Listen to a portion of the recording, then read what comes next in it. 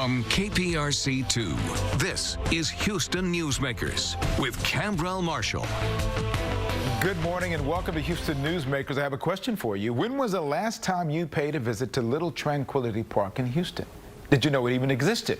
Well, I'm here to tell you this morning that there's a good reason to make a trip to see it. The latest addition there is the monument and tribute for President Lyndon B. Johnson, the former Texas congressman and senator, then vice president before becoming the 36th president of the United States. This park and the displays highlight his life and really don't let you forget the big impact he had on American life.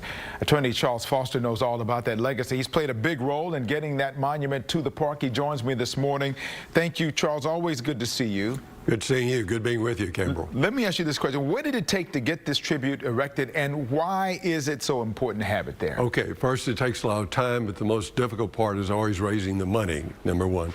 Number two, I couldn't have done it without the mayor because, as they say in real estate, three things count: location, location, location. So getting the location was critical. That park, formerly known as Little Tranquility, was really underused. No one knew anything about it. It did contain two very small granite blocks honoring the shuttle astronauts that died, the Columbia and the Challenger.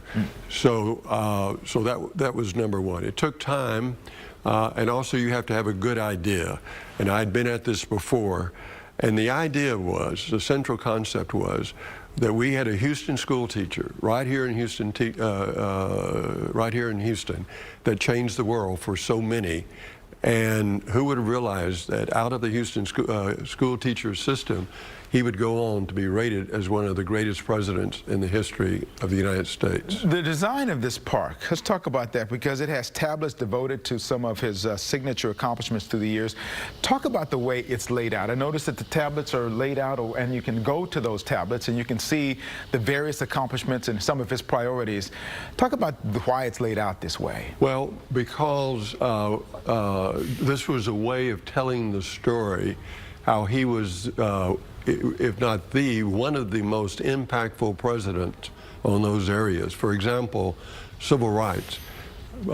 Simply put, President Johnson did more in the area of civil rights than any president of the United States, with the possible exception of Lincoln. Obviously, Lincoln comes first, but it took 100 years before the dreams and the efforts of President Lincoln and Grant were fully realized, and that was done by President Johnson in the area of public accommodations, voting rights, and housing.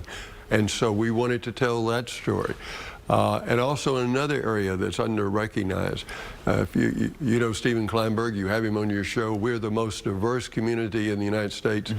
That was not Houston before Lyndon Johnson passed the Immigration Act. It was only because of Lyndon Johnson that we've had this extraordinary development of these communities from Asia, India, China, and so forth. You told me something before we started taping about the number of Indian, Asian Americans in this country before President Johnson. I found that to be an astounding stat. Repeat that. Yeah.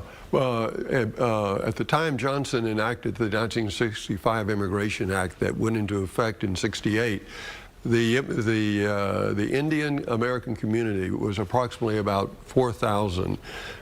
When I came here to start practicing law, I could count the number of Chinese restaurants on one hand.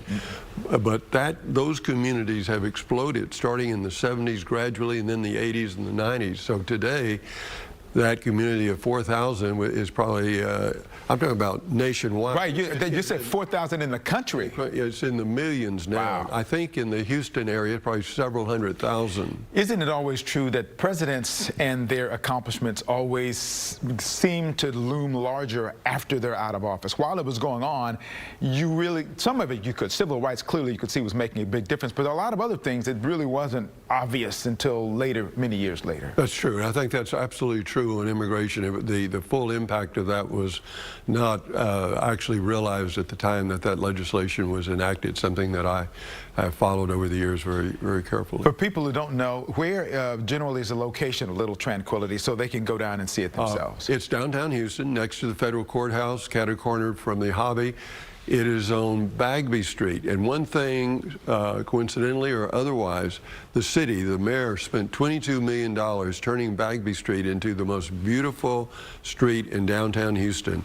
So the entrance, we have the granite wall entrance is on Bagby, and the sidewalks down are decorative sidewalks, very wide bike lanes, and I might add here that what the Bagby Street now unites the LBJ Presidential Monument. At the end of the north end of Bagby is the George Bush Presidential Monument, and they're now united with this beautiful decorative sidewalk. It is nice to be able to see more monuments coming up representing people who have connections to Houston and to Texas who made a difference in the world. Where can people go? I know you have a website. People can go if they want to find out more about this monument and this park. Go to lbjmonumenthouston.com and you can learn all about it. It is a great park. The video you saw today was shot by moi. So I've had a chance to visit and read a lot and spend a lot of time in that park. Very nice to be able to go and enjoy what's going on in that park, all those monuments with the descriptions there.